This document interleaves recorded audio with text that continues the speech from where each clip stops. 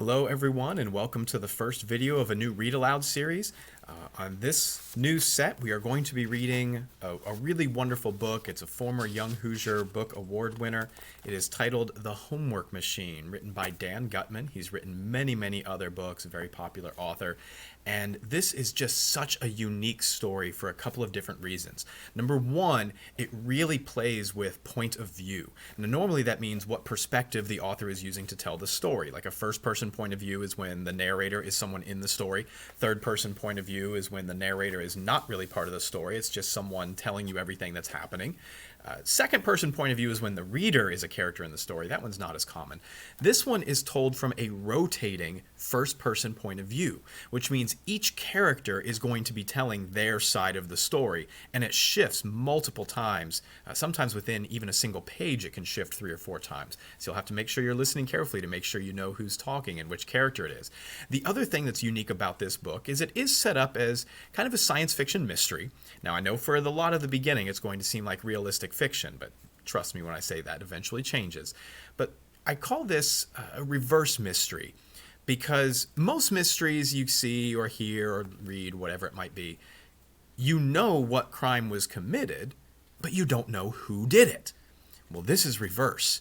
We are going to know right off the bat that our 4 main characters, Branton, Judy, Kelsey, and Sam, are the 4 guilty individuals. What we have to try and figure out is what did they do? So it's just a unique twist on a mystery, and let's just go ahead and jump right in with our introduction, and we begin with Police Chief Rebecca Fish. I've seen a lot of strange stuff go down in 10 years working here. Probably has something to do with being so close to the Grand Canyon here in Arizona. Having a mile-deep hole in your backyard, well, brings out the weirdness in folks, if you know what I mean. I remember the time that gambler from LA lost a bet in Las Vegas. His friends drove him up here. Forced him to parachute into the canyon. The guy almost died. But you get all kinds in this part of the country. The canyon attracts them like flies to dog do. But this recent situation involving the children was definitely one of the stranger cases I ever ran into. We called in everybody who had anything to do with what happened and taped their private testimony for the record. As far as I'm concerned, this case is closed and shut. Let's hope these 4 students learn their lesson. This'll never happen again, that's for darn sure. Sam Dawkins, grade 5. The police lady says me and Branton and Judy and Kelsey have to each come in separately and talk about what happened. Okay, so here it goes. Is this thing even on? My name is Sam Dawkins, but everyone calls me Snickwad on account of that's my last name spelled backwards. Dawkins, Snickwad. Get it? Most kids call me Snick. It's kind of cool. Beats having a nickname like Boogerface or Fart Boy or something stupid like that. Anyway, I was new to the school and I didn't know anything. And I didn't get kicked out of my old school because I refused to get a haircut. That's a lie. I don't know how that rumor got started, and I don't care if you don't believe me. That's the truth. Anyway, my parents moved here from Oregon. My dad was in the Air Force, and that's why we moved to Arizona. He was assigned to Luke Air Force Base near Phoenix.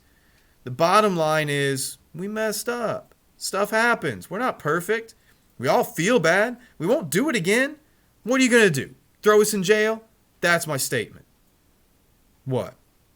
You need more than that? Like details? Okay, what do you want to know? Kelsey Donnelly, grade 5. My name's Kelsey Donnelly, and I don't really see the reason why I gotta do this. The police lady told me I have to make a statement in private and tell the whole story of what happened from the very beginning in September, like I'm a creep or something. I barely remember what happened last week, forget about way back in September. Look, we're sorry about what happened. We were just having a little fun. It got out of hand. It's not like we robbed a bank or nothing. That's my statement. Can't believe I have to spend my summer in this room with a tape recorder when I could be out having fun. Can I go now? Judy Douglas, grade 5. My name is Judy Douglas. My mom works at home, and my dad works for the National Park Service. He cuts down dead trees and does controlled burns to prevent forest fires. The whole thing started because certain people who shall remain nameless did some thoughtless things that I don't need to discuss here. This is so unfair. I have almost straight A's and I'm in the GT program. That's gifted and talented. I would never break the law or do anything dishonest. Things just got out of control. The next thing we knew, we had to go talk to the police. Do you have any idea of how humiliating this entire ordeal has been for me? Do you know how upset my parents were when they found out? And now this is going to be on my permanent record, probably for the rest of my life. And if this keeps me out of law school someday, I will be so angry.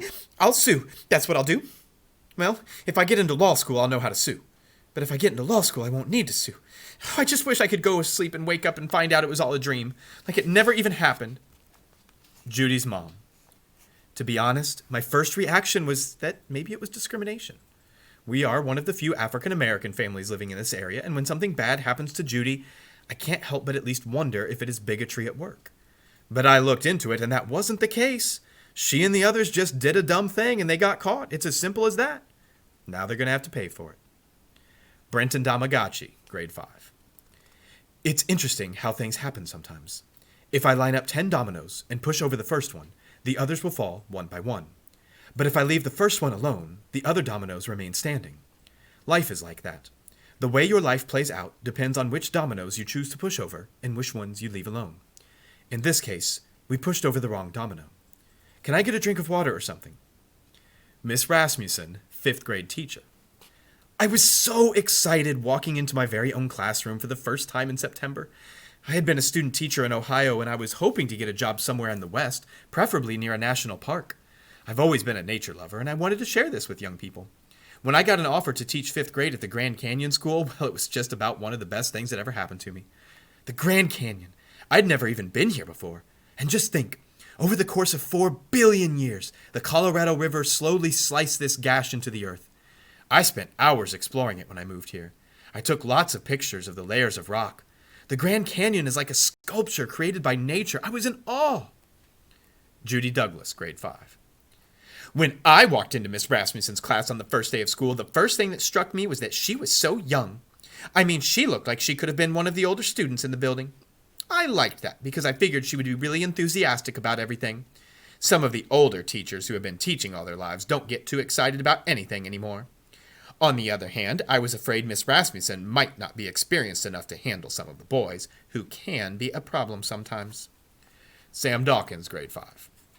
So I walk into Miss Rasmussen's class on the first day of school in September, and I'm the new kid, so I'm a little nervous, and I don't want everybody looking at me.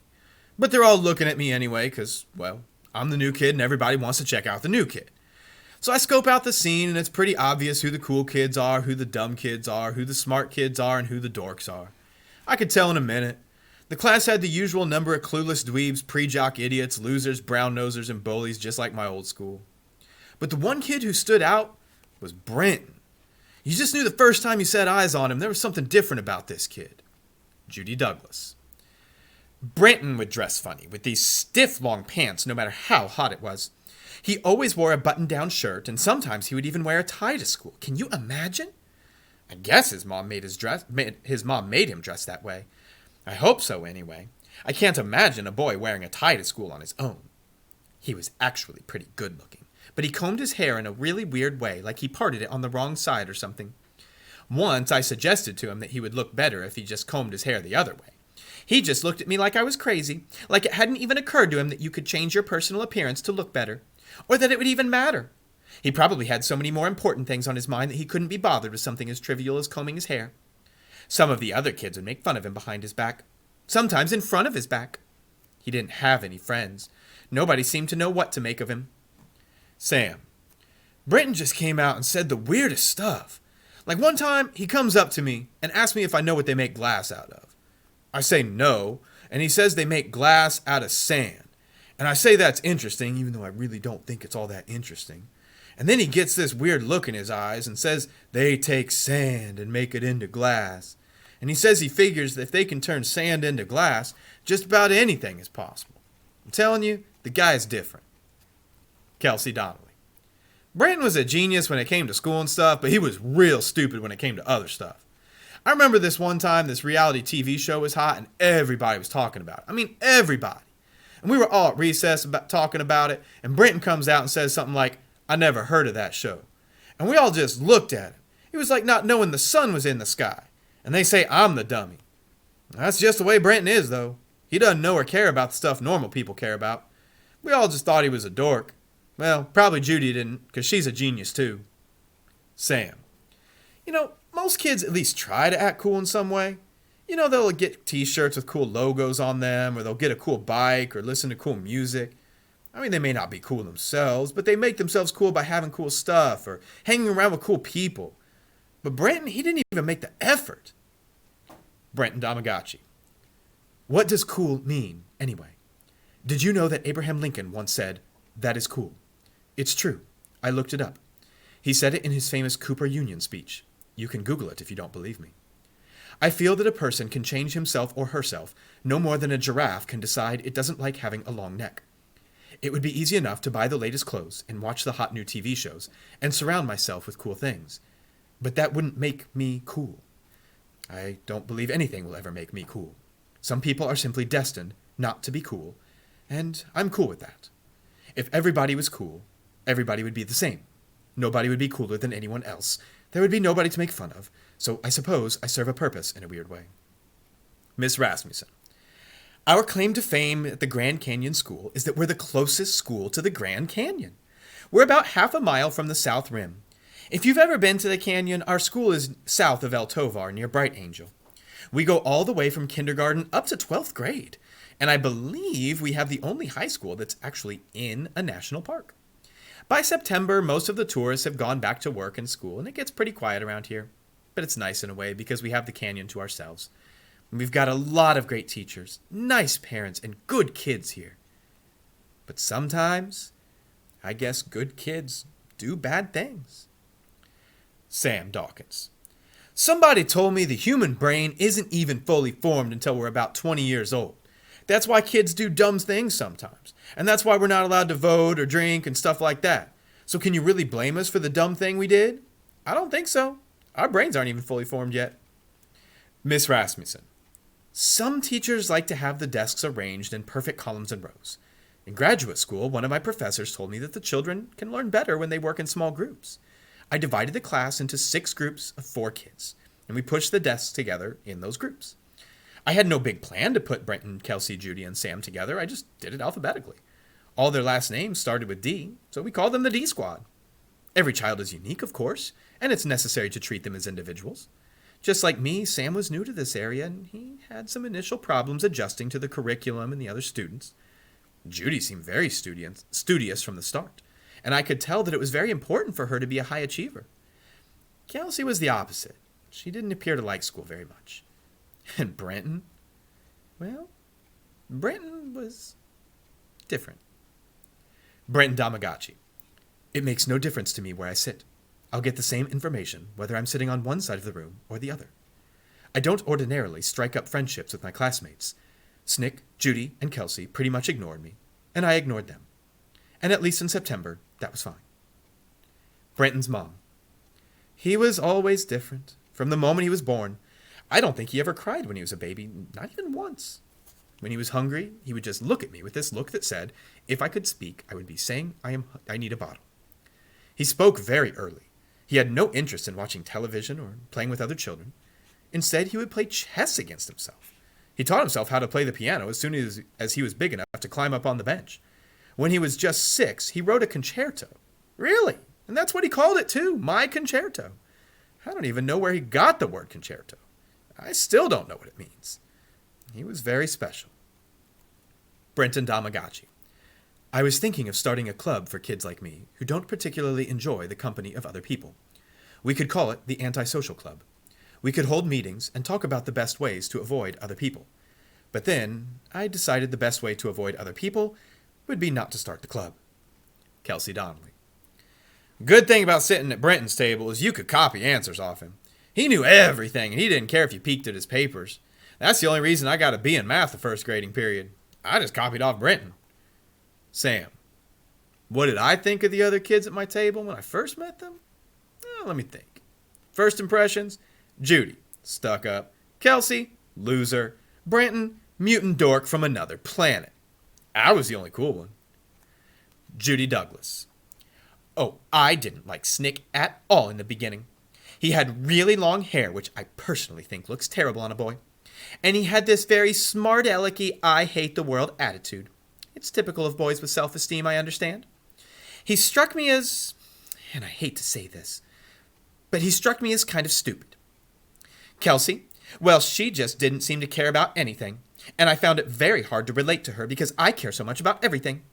She and Snick were not the kind of people I would ever hang around with. Brenton? Oh, what can I say about him? I was in awe of him.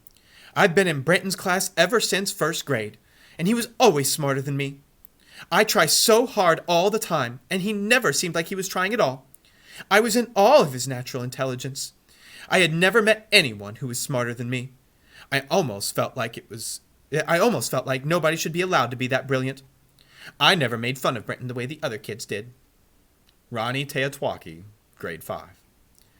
My name's Ronnie Teotwalkie. I sat on the other side of the room near the cloakroom. Why do I even have to be here? I didn't have anything to do with it. I never wanted to sit with any of those D-Squad losers. Snickwad's a jerk. Everyone knows he got thrown out of his last school. Personally, I loved it when the 4 of them got in trouble. Took the attention off of me. And we'll pause there for our first session of reading this story. Hopefully you got a little introduction into each of the 4 characters and some of the other side ancillary characters. Now really pay close attention to our 4 main characters, Brenton Damagachi, Judy Douglas, Kelsey Donnelly, and Sam Dawkins. They are going to be the 4 main characters throughout this story. But then the other characters like Police Chief Rebecca Fish, their parents, Ronnie Teotwalkie, Miss Rasmussen, they all pop up from time to time. But this story does a really great job of helping us get to know their personalities a little bit better, even from just the first few pages. So hopefully you're enjoying things so far. And remember, we know that Brenton, Sam, Kelsey, and Judy are absolutely the ones that did it. There's no question about that at all. When Police Chief Rebecca Fish was referring to that crime early in the story, it was definitely the 4 members of D Squad. But as we read, see if you can pick up the clues to figure out what it is that they did. We'll see you back for part 2.